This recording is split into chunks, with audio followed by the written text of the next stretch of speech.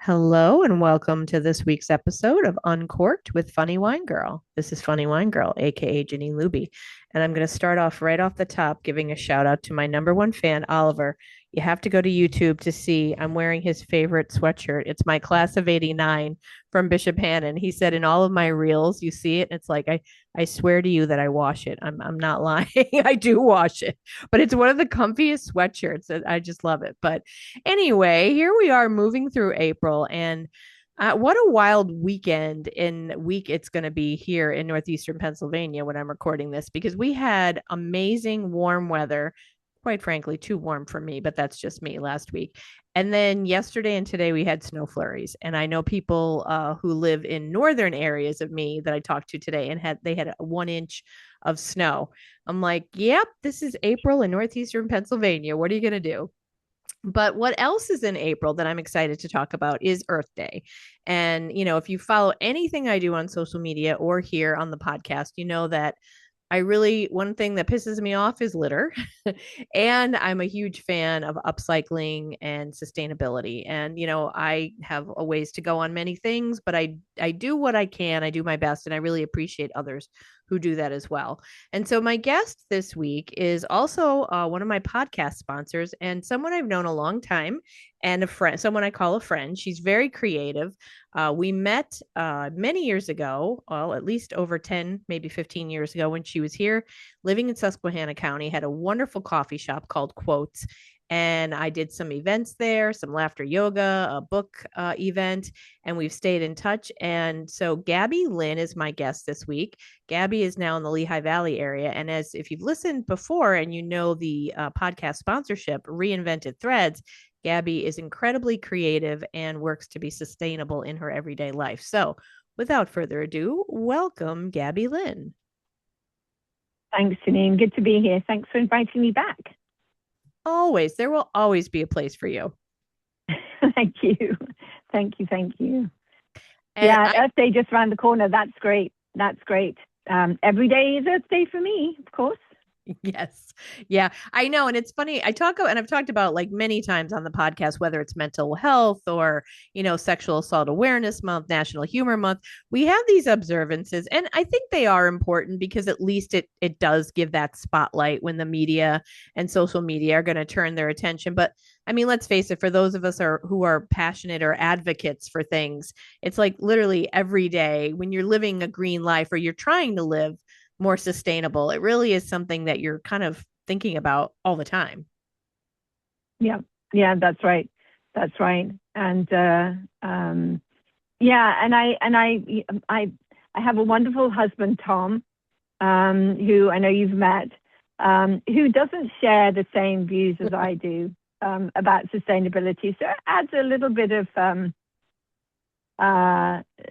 excitement, fun, tension in our household sometimes, because I'm all about trying to see the use in things and keep things going. And he'll have a beer and throw the bottle in the trash. And so, I'm furiously going into the trash to dig it out and put it in the recycling at least let's try and give it, a chance at something else. So yeah, it's a little bit of a challenge, but my business, Reinvented Threads, is all about, recycling, repurposing, upcycling. So, and seeing the value in things that people throw away. So really living with Tom kind of fuels, that. So, my target audience is really Tom, trying to encourage people to reuse, repurpose, and see the difference in things. So yeah, it's interesting.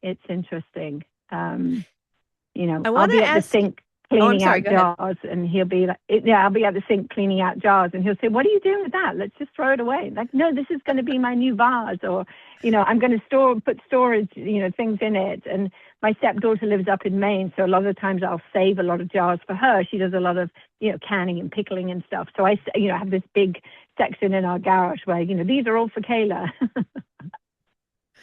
Do you find that, I know for me anyway, like I share your belief system, and it's not, I mean, I was raised from my family to not litter. Like, so that was, something like, not that my parents, I mean, of course we didn't have a ton of money. So But I think it came from that idea of the lesson of not littering, so caring for the earth, but also my father who did save a lot of things. And that could be a separate topic when you think about hoarding, like when you're saving. So I kind of got that from him.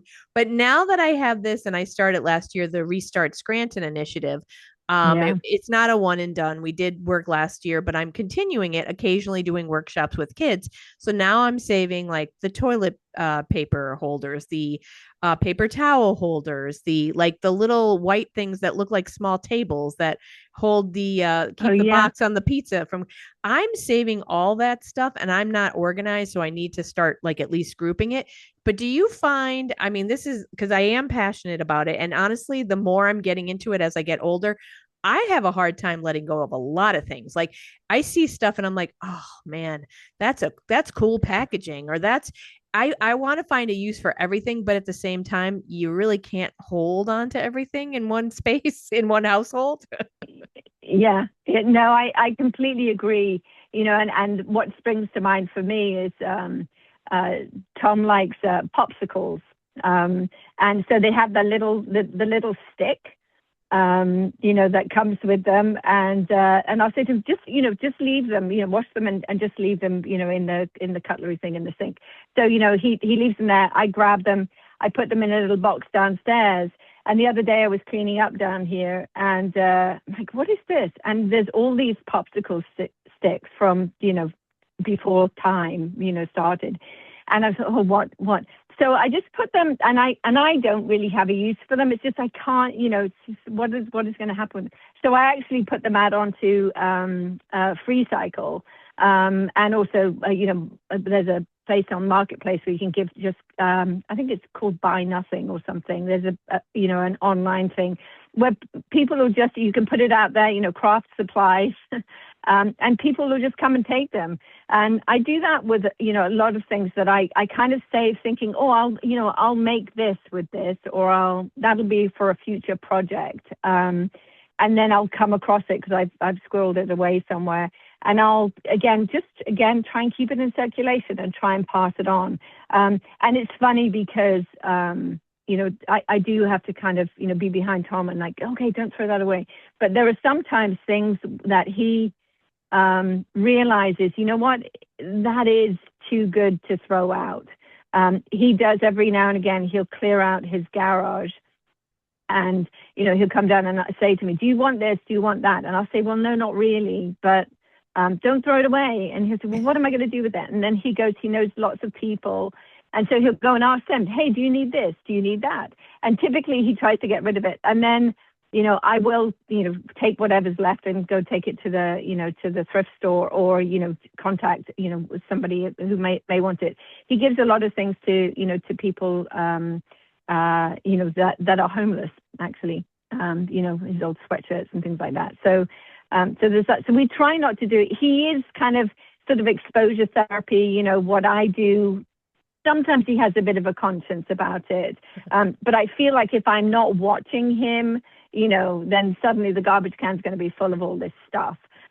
So he does every now and again, his conscience kicks in. But yeah, I mean, it's hard. I do have stuff that I squirrel away and then I come across it and think, okay, what am I going to do with this? I used to be a real button hoarder. Every time I came across buttons, I would say, oh, let me buy these. Let me get these. If I was at a yard sale or thrift store. And I had buttons, you could have made clothes for the world. And I had the buttons to be able to, to use on them. So I had loads of those. And then I came across at a show one time, a girl that actually made pictures and things out of buttons. So I gave her a whole bunch of stuff, but it's, yeah, it's tough. Amazon boxes, when you get that Amazon delivery. And yes, sustainable as I am and try to live my life, I will purchase things from Amazon, there are some things that I'll buy new. And so then you've got those big boxes, what to do with those. And then I have somebody that I know that does a lot of shipping. So I just pass them over to her, or if it comes with bubble wrap and things, I just, forward them on to her. But again, something that I have to make sure that, Tom doesn't just throw in the garbage. that it goes in the recycling tub at least. You said a lot of good stuff there because I think when you're in the mindset like you are, and it sounds like Tom is picking up on that, which is nice. When you're in that Yeah, mindset, even if you don't keep it, because like I said, I find myself where I'm not organized, and it's funny. Something when I am doing something like art, it's like, oh, I could use that such and such. Well, who the hell knows where I put it? You know what I mean? I'm not organized. But even if you save it from the landfill, you don't have to keep it yourself. But like you're saying, you yeah, can share it. There's a lot of locally, I've this will be the third year that I'll participate if they do it again in the fall. A craft swap at the local library. You yeah, can bring in half used, like a half a spool of yarn or ribbon, or some leftover glue guns, or like whatever. You can give them, or you can go online. Like you said, Facebook has these like free groups, crafting groups, yep, artists. Some artists, like you said, with those buttons, that's exactly what an artist who does things like that needs. So if we just yep. kind of put a little effort and time into it, we can give it to other people who could use it, which is great. I mean, I think the concept is there. But I like what you're saying too, that like exposure for your husband, like he's clearly picking up on it, right? So it's Yeah, he can't help but maybe it gets under his skin a little bit, so maybe it's sticking with him there.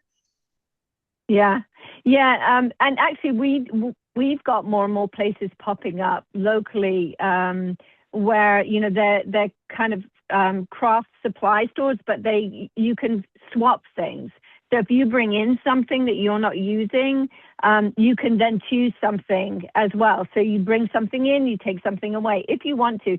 I was just at a networking thing on Saturday, and I met somebody that has one of those shops, and we were talking, and she said, "Oh, I really need fabric." I'm like, "Oh my gosh, I have so much fabric. I'm never in my whole lifetime, I'm never going to get through all the fabric I have." So I like to give it away to people because, once I've made a bag with it or a hat with it, and I still have like 3 yards left because I found this remnant fabric at a yard sale, I'm happy to pass it on. Somebody else can now use it for their project or whatever. So I've found a new connection where I can give some stuff away to her, which is great. And now Joanne's Crafts, is out of business. Last year I started cutting out some of my fabric for fat quarters, for quilters, and taking that along with my shows so people can buy it. And it's all stuff that used to be tablecloths or curtains or something, all different weights and things. So that's really good. And yeah, it's funny because Tom and I were just talking a couple of nights ago. We were talking about something. I know what it was.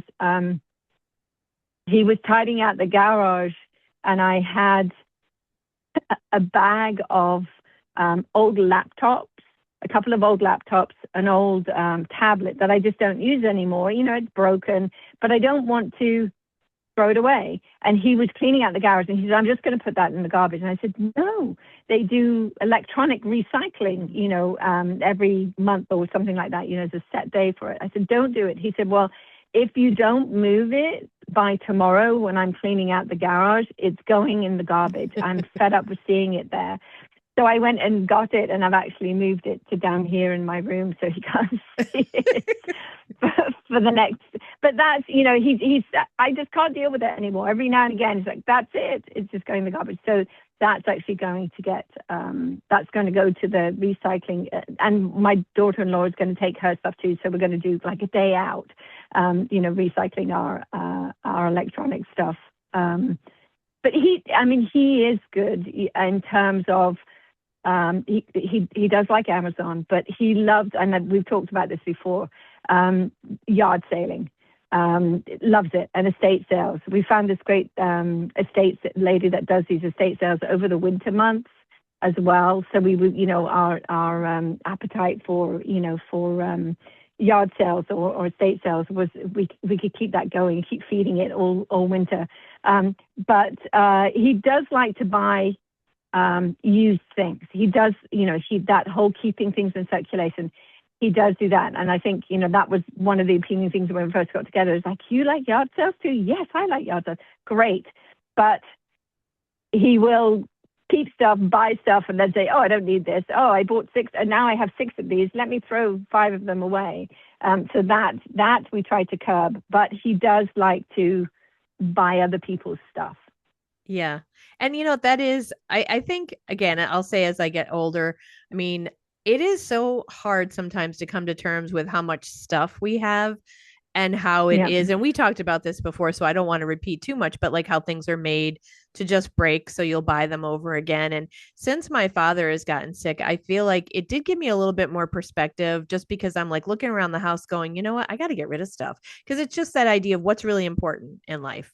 And Yeah. I'm not saying I'm going to become a minimalist because it would take a lot of cleaning out, but it definitely makes me think. It makes me like I Yeah. don't need this stuff. And I'm thinking, and I'm not even rich. Imagine what I think to myself, imagine what rich people have. But then I go, well, maybe they just buy better stuff so they have less, but it's better quality. I don't know. but but it's like we don't need all of this. So it is making me think of like, in a way, it's sickening, like our consumerism. And we have talked about this before, but it's like anything that we can do, whether it's buying from sustainable places or, keeping it in circulation, like you said, it's just something we have to work on. But I want to ask you before we start talking about your business, because that's what your business is. You do sustainable practices. Hmm. There was two things I wanted to bring up to you. One, the first thing is sometimes it's I don't know if you feel this. Sometimes it can be difficult because you do try, but then you have those moments, like you said, you do shop on Amazon. I do as well. And like I'll do something and I'll feel like, oh, I'm a hypocrite. But I mean, I think it's important that if you're doing at least making an effort for the most part. I mean, we could all be doing something more. Like I'm not composting. Some people are so extreme they buy like nothing new. Like I am not that far into it, but I do think that even if you're doing some things like recycling and upcycling, that you are making an impact, don't you think? Yeah, I think sustainability, it's not a perfect thing, right? It's not a perfect science. It's about, realizing that, the things that I do in my life um, that make me feel like, hey, you know what? This is a little thing that I can do, but all the little things count. In fact, we were just talking about this the other day. We were talking about and this has come up in conversation before, straws, right? The plastic straws. We were talking about that. And Tom was saying, but, one straw, it's not going to matter, And I said, yeah, you and, 9 million other people, that's a lot of straws. And so I was trying to, I was being, I suppose, a bit judgy, but, I was saying to him, but don't you understand that if everybody thinks like that, then nothing's ever going to change. So at least if you can make those conscious choices, you know what, I'm not going to use straw. When we go out to eat and somebody says, oh, do you want a straw, with your water? No, I don't. Thanks. You keep that. So just, I was just trying to tell him, I was trying to make him understand that, it just the choices that you make, it can make a difference. And those small differences, when you compound them all together, it does make a bigger difference, a bigger impact. And so just for me, so I can sleep at night, I make those choices. Do I feel bad about having to use the dryer whenever I buy stuff during the winter? I can't put stuff on the line, so I'm using all that energy and everything. Yeah, I don't like it, but, I feel like I need to do it because I don't want drippy stuff all around, the house, trying to get dry in the wintertime. So there are things that I do where I think, oh, you know what, I don't like that I do that. But then there are other things where I can make the choice. Am I going to wash out that jar? Or am I going to just throw it in the trash? I'm going to wash it out. I'm going to make those conscious choices that make me feel like, you know what, I'm doing a little bit. It might not be a whole huge amount. It might not, somebody might not be giving me, some kind of a prize because I'm making all this impact, but I'm doing little things. And the way that I create my products, for Reinvented Threads, I feel good about just keeping things in circulation, keeping it out of the landfills, and so that's the way I choose to live my life. Tom doesn't choose to live his life like that. But you know what? We have this happy coexistence where we can laugh about it. Oh gosh, did you go behind me and pick up my bottle from the garbage? Yeah, I did. He's like, oh, okay. All right. Well, you don't want to be putting your hand in the garbage all the time. Well, okay, fine. Don't then put your bottle in the garbage. It's a very easy choice. I'm just lazy, he says to me. You're making an So we can impact, laugh though. about it. Yeah, I know. yeah, I yeah. know. I Yeah, want the we other can thing laugh about it. I wanted to ask you because it's like it does seem like you make an impact, just like you said, exposure therapy with Tom. But it's interesting because I was doing a reel the other day where I was just talking about litter.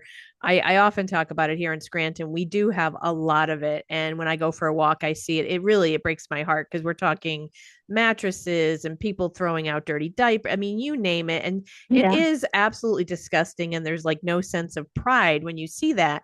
And I was just thinking of it because I'm like, I don't know how you change or I don't know how I want to say how you change, how you motivate other people. I'm not saying, like you said, that's how you live your life.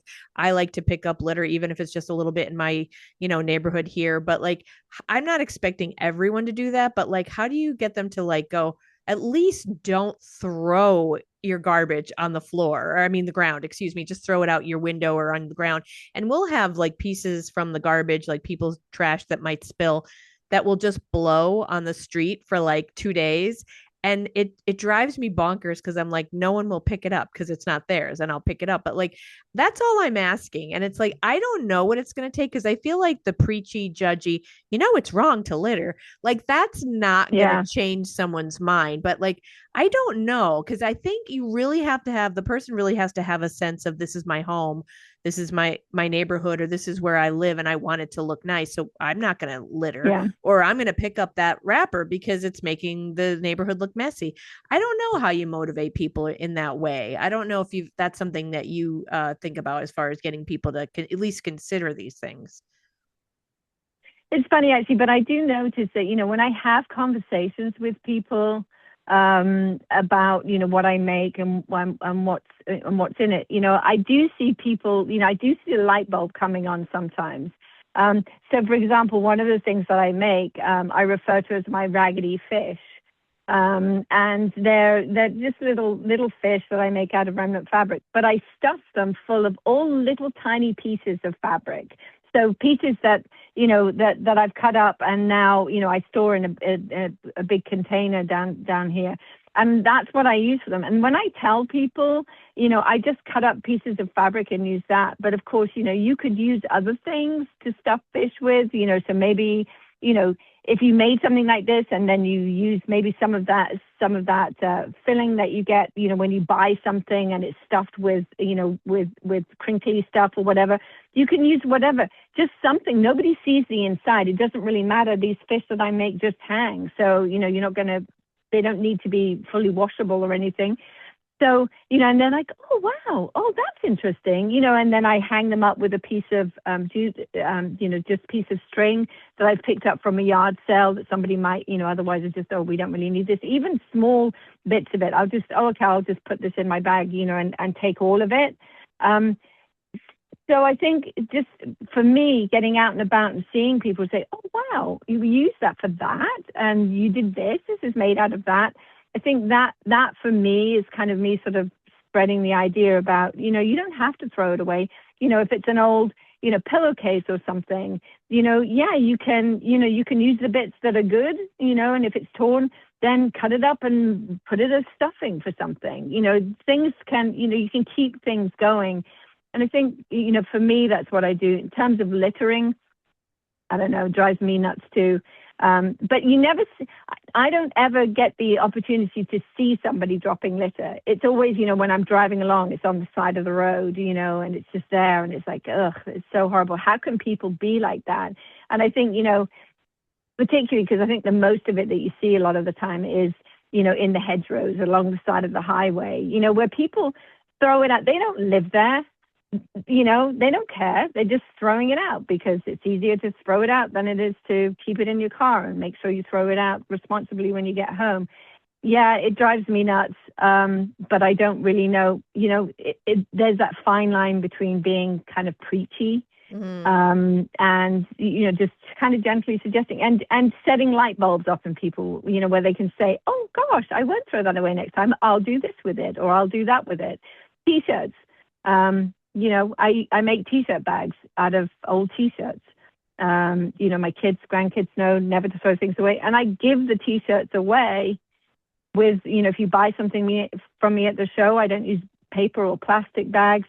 I make t-shirt bags, and you take it home in a t-shirt, and those are great for farmers markets, right? Because you can put your potatoes in them and then throw the t-shirt bag in the washing machine and then reuse it. Oh my gosh, I never thought of that. I get all the time from people. So it's just looking at things in a different way, and just, not everybody has that, that creative mindset of, oh, I could make this out of this. So then just having those conversations with people where they get to look at things differently is, something I really enjoy. And that's why I really enjoy going out to shows. Yeah. Well, we're going to talk about the shows here in a second, but I like what you said, because you're right. You can't be preachy. That doesn't work. No one wants to hear that. Yeah. But you're modeling it, I think, by what you're doing. People see it, and it's such a creative thing that people are like, huh, who knew? And then just sharing the story gently. You're not saying don't throw that away. They're seeing it and going, well, that's interesting. But I wanted to share, you said you never see people littering. I don't know if I shared the story before, where I did catch a woman in the act and yelled at her. And some of my friends crack up at that, because they're like, she just threw it out around the bend in the next street. But I was out for a run when I was still running a few years ago, and she was at a red light, opened her car door, and it must have been like a breakfast sandwich and her coffee cup. She just dropped them on the road. And that, to me, it's funny, because that kind of stuff horrifies me. I hate it. And I was like, hey, Yeah. it's not a garbage can. And I'm surprised she didn't just flip me off, but she did actually pick it up. But I mean, again, like, my friends are cracking up. They're like, yeah, she probably threw it out on the next block. I'm like, well, I yelled at her anyway. Maybe it made an impact. I don't know. But I like what you're saying better, because it is, I mean, and even like the work I did last year with Restart Scranton, people Yeah. coming out to see what the artist did and going, oh my gosh, that was a broken sled, or that was part of an old TV, or that was an old fishing rod. To see things in action, I think, is really Yeah. probably the most effective way to make change, and to get those light bulbs going off, like you said, right? Yeah. Yeah. And, and I go to more and more shows these days where, there are people that make, furniture out of, upcycled things. The clothing, yeah, there's always lots of clothing, but furniture I always find intriguing, particularly kind of, the really kind of artistic stuff. It's like, wow, that was what? That was a bicycle spoke or something, or, it's really interesting. And I think, and it kind of goes to the storytelling, that buying, that it's not just buying, a product that you just go to Amazon and there are a gazillion of them and you pick, you want a blue one or a red one. It's actually, hearing about how it got created and what is it from, and how you're helping to keep stuff going. So I think that's really interesting. How a lot more things are being made from other things. And, there is a big movement, and increasing, I think, in being able to keep things in circulation. Yeah, I love that. My obsession now, and then I want to talk to you about all the vendor events you have coming up and talk about that aspect of things.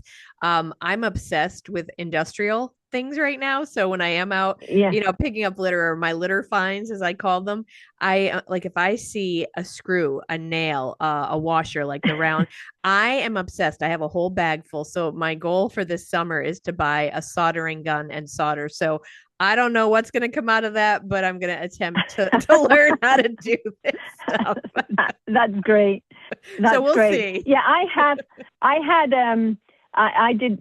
I like to go up to Maine to visit my grandkids. Some of my grandkids live up there, and we always go and stay by a lake, and we pick up stones and things. And one year, we've found all these wonderful little kind of rocks in the lake. And my grandson said to me, oh, Dee Dee, you should take them home and make buttons out of them. And so I thought, oh, that's a great idea. So Tom said to me, you do realize you have to, get yourself a Dremel drill so that you can drill them. Jeannine, I'm terrified of that thing. I bought, and to make holes in these pebbles. And, you have to put it in water and on a wooden block so that it doesn't spark up, all this kind of technical stuff. And I bought the biggest pair of safety glasses and and Tom came downstairs and I was trying to do this and I was doing it like at arm's length. He said to me, "Oh no, no, no, no, no. For somebody, I use sewing machines, but that is the limit of my, using tools to do stuff. This Dremel drill, I'm scared of. You have to buy a diamond tip and all this kind of stuff. So that, I have made some buttons, but Tom, I yell at him from, come downstairs and make some buttons, and he comes down and Julie does that. I just can't. So good luck with the soldering. Well, I was telling you a little earlier how I took a tumble down the stairs last week. So watch for Yeah. this summer's adventure will be my hair gets caught on fire. Let's hope not. Let's hope not. Oh gosh. Oh gosh. Well, let's talk about you're about to head out, and I want to make sure people know who are listening. So Gabby's business, Reinvented Threads, she has reinventedthreads.com, but Gabby really sells most of her items out and about at these vendor events. And there's one coming up April 26th. It's the Wicked Plant Fest at the Steel Stacks in Bethlehem. And if you go to reinventedthreads.com under the events, you'll see Gabby gets out there summertime, fall, right into winter for the holidays. And, you can just really see firsthand and have a conversation with the maker, with Gabby, which I think is so fascinating. But let's talk a little bit about what that's like for you. Like, you don't have the brick and mortar. So that brings probably benefits, but maybe some drawbacks. Yeah, that's right. And it's funny because, I do have an online shop, but I rarely post things up there anymore. I used to keep it, going more. Because, when I go to events, I typically, I sell most of my stuff and I'm still working full time, my regular job. So it's hard to keep things going. Gosh, this sounds like a sort of a whole load of excuses, but it is hard to keep, because my products are all one-offs. Everything I make there's never another one the same. So, it makes it kind of a lot more challenging in terms of selling online because everything has to be photographed and measured and stuff. So I love to go to shows. And one of the reasons, too, I love to go to shows is because you get that connection and the storytelling. And so, all of my bags, have a little bio to tell you what they used to be in their former life. And that human connection is really something that, that brings me, great joy to see the joy in other people when they see the bags. There's always a quote in there or a little word for inspiration to make that connection. So I really enjoy going out to shows and seeing that. There are some, some kind of, pitfalls to doing shows like that. I have a big, 10-foot by 10-foot tent, which is heavy. You have to lug boxes. You have to kind of pray hard for good weather, that it's not going to be too windy, too rainy. With rain, it's hard because I have fabric, so it can't get wet, really. It's not good for it to get wet. Windy, you're always worried your tent's going to blow away. And so that can be, worrisome. We have it kind of down now where Tom will come and help me set up my tent. But I have two sons that live nearby, strapping lads, who Tom says, one of them needs to come and help you tear down. I'll help you set up, but one of them needs to come and help you tear down. So I look at my schedule and they take it in turns, who's going to come and help me tear down. And my grandkids are getting older now, so they help too. But because I find it a lot, to put up or tear down my tent myself. So they come and help me. But that is one of the things, particularly if I'm doing a show further away, it becomes, okay, you need to give up your afternoon on a Sunday to come and help me tear down. So, that's always an interesting negotiation, with my kids to do that. And Tom's normally okay because he comes to the festival, helps me set up, and then goes and finds the food tent, and then he's perfectly happy, and then he'll go home. But that, there are some downfalls. I've got it down now where most of the shows that I go to are shows I've been to before. And that's one of the benefits too, is when when you're first starting off, it can be a little worrisome because you don't know, whether you're going to, attract the right people, whether you've got the right product for the right people there. You don't know how many people are going to come. So it's taken a few years for me to kind of get comfortable with it. These are the shows I really enjoy. Have a following there. I know, people will come and find me. Oh, are you doing this show this year? Yeah, I'll come and find you there for my new bag. So I have a following. I meet new people. I have people that walk up to me with their bags and say, look, I've still got my bag, and I don't make time to take that photo opportunity that I really should.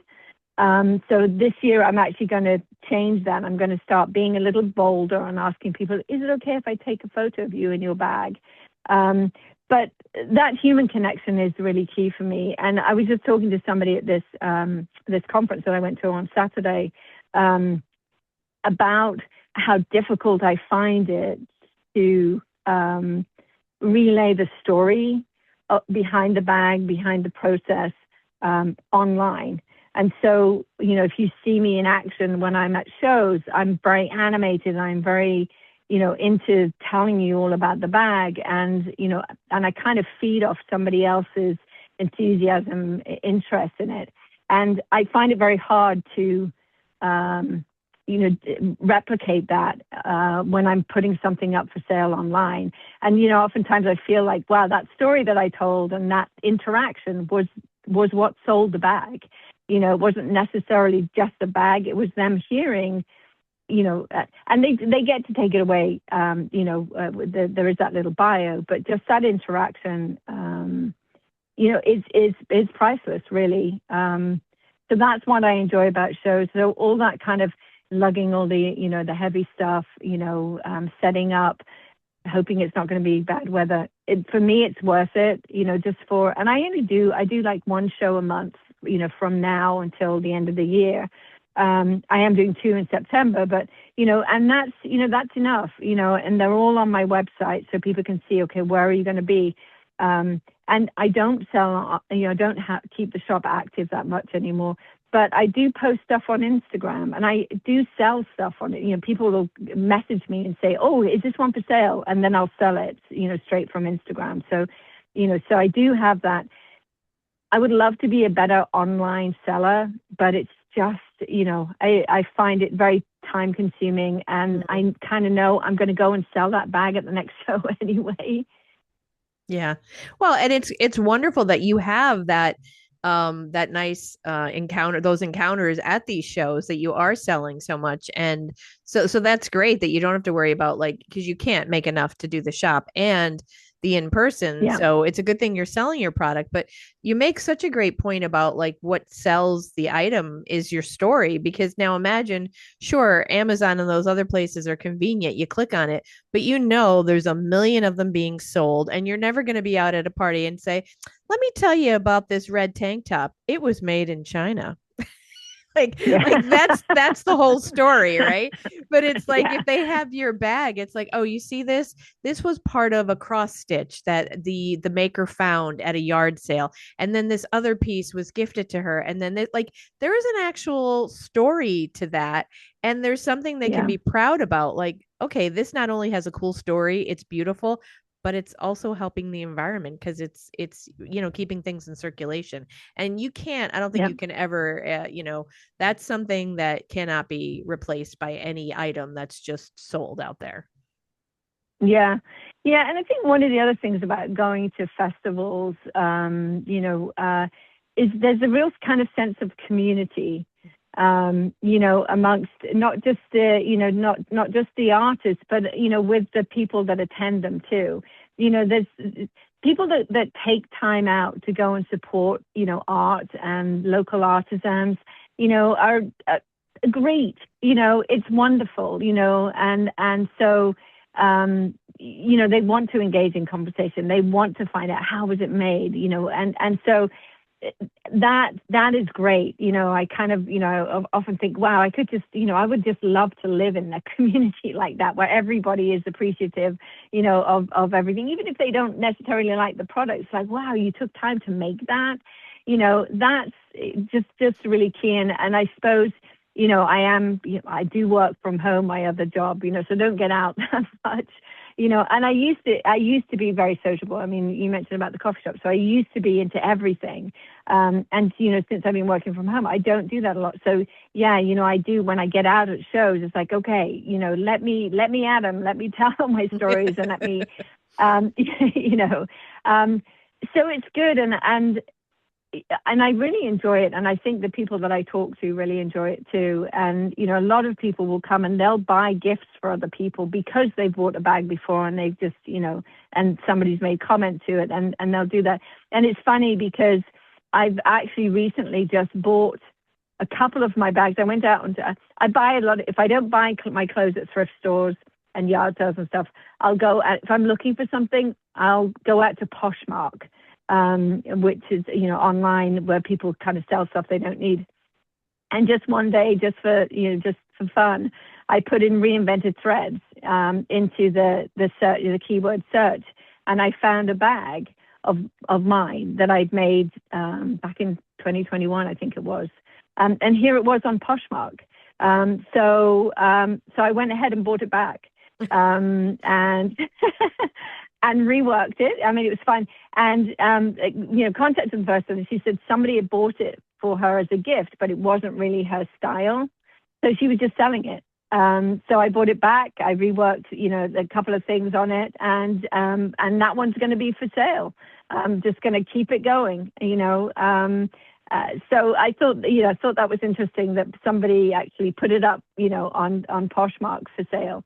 And it's not everybody's taste. And I get people that walk into the booth and, will say that, oh, no, this isn't me. Oh, no, I'll go to Marshall's or somewhere else, Macy's and, buy a bag. And that's fine, each to their own. One of the things I love is people will come in. I sell bucket hats in the summer. And they'll come in and they're all, on a shelf, and I always encourage people, if you want to try it on, you can. People that come in and they'll try on the bucket hats and, they'll have their husband or wife or daughter or whatever with them. And most of the time I'll end up selling not one, but two, because, they'll be trying it on and then, the daughter will say, oh, that's pretty cool. Oh, I like that one. That looks so good on you, Mom. Let me try one on too, and I end up selling more because they get that opportunity to try on. And again, I know there are AI tools and everything where you can put, superimpose the hat that you're looking at, onto your head online. But I think there's really something good about, going out and seeing that hat in real life, and trying it on. I think, really nothing can really replace that. And one of the reasons why, not just for the sustainability, but I remember when I was little, my mom was really big into fabric and sewing and things, and we would go with her, and pick out fabrics for her to buy stuff with, and the touch and the feel and the colors and the vibrancy of just all that fabric, in one place was great. And so faced with, okay, the only place to buy it is going to be online. I can't touch and feel it. I can't really see, okay, that's the color on my computer screen. Is it going to be the same color in real life? So being able to get out there in thrift stores and yard sales and stuff and see it in real life, I think is really, really, really valuable. And helps. When I look at it, I think I've told you this before, I'll be walking down the street and I'll see somebody in a nice blouse or something. And I say, oh, I love your blouse. And Tom goes, careful, she wants it for a bag. But I see things, when I'm in the thrift stores and I see these rows of clothing, leather jackets, suede jackets. It's like, oh my gosh, I have a piece of fabric back at home that would look really good with that suede. Let me buy the jacket so I can make the bag. And then I know the little offcuts of suede are going to get, made into other things as well. So everything I see, you see jacket, I see bag or hat or whatever. Yeah. I love that sensibility. I love that sense of creativity, I should say. And I think the possibilities are endless.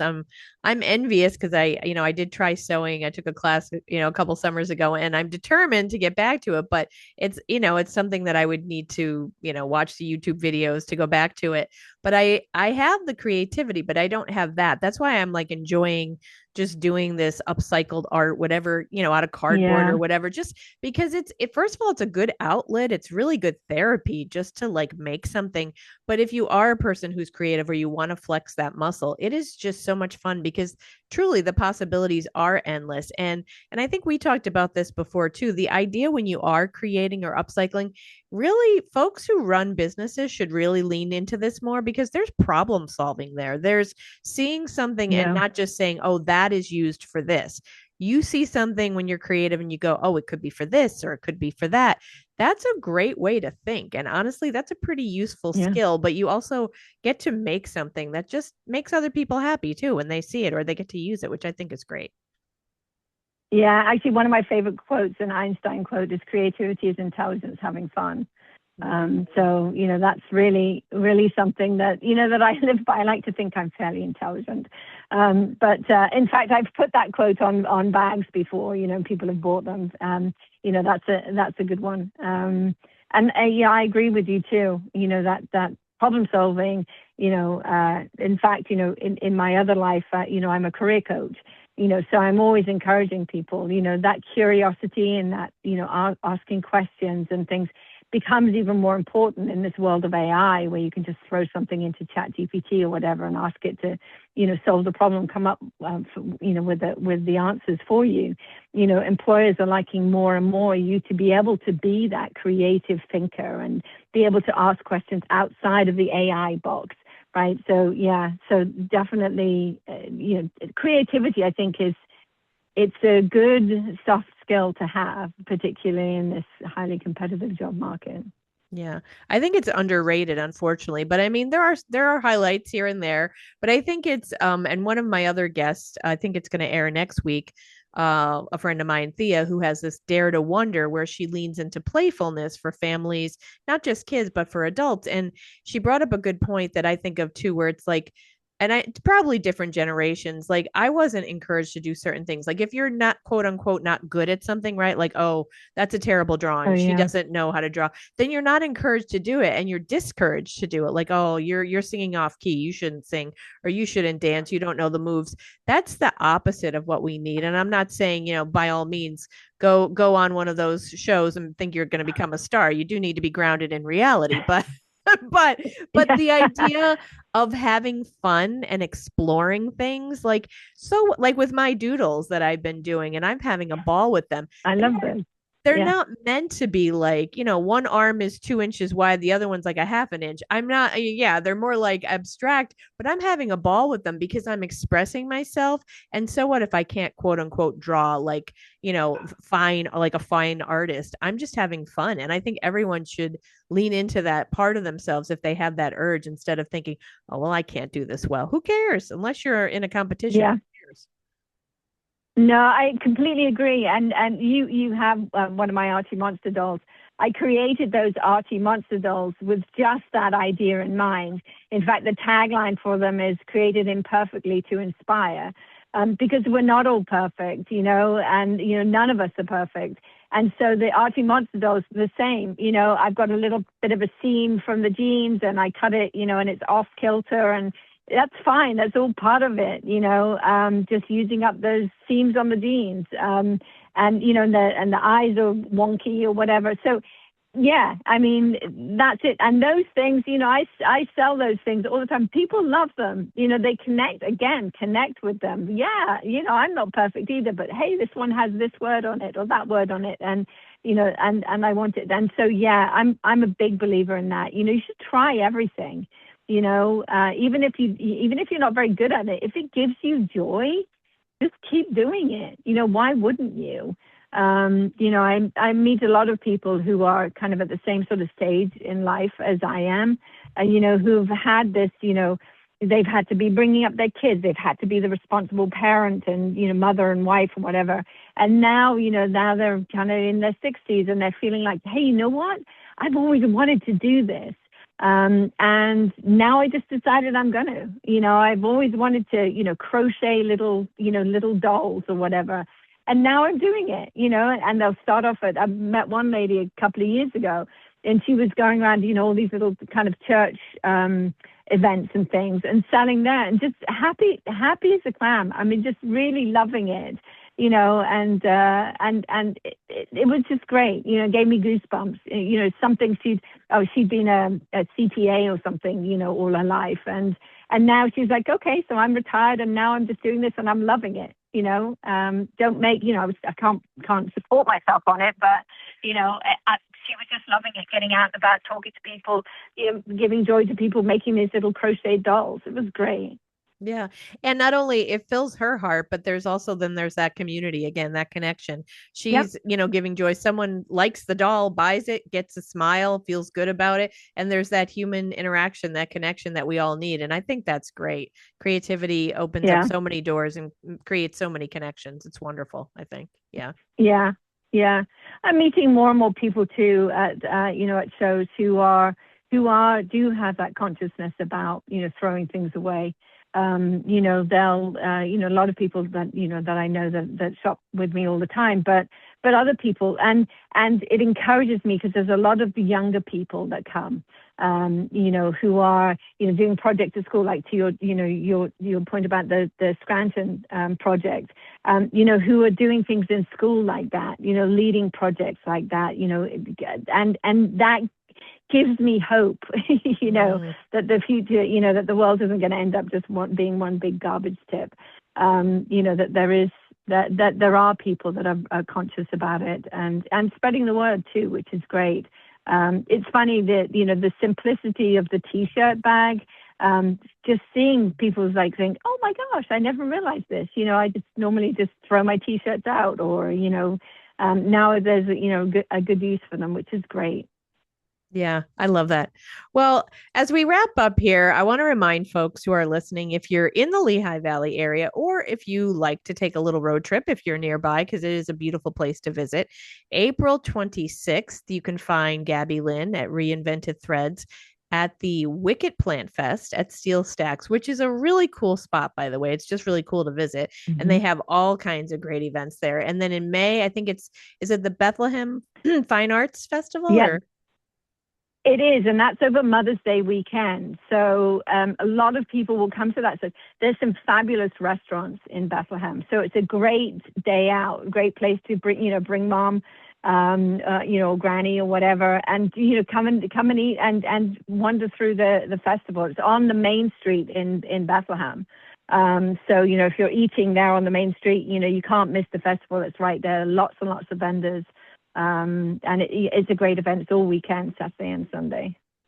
That's great. And yeah, that is a very nice, if you haven't been, which I'm sure if you live nearby, you probably have been because there's always something going on in Bethlehem, but it's just like you said, the little bars and restaurants and shops, and it makes for a really nice weekend, especially for Mother's Day. Think of it as a Yeah, treat for mom or some quality time. If you like each other, yeah. it's quality time, I suppose, right?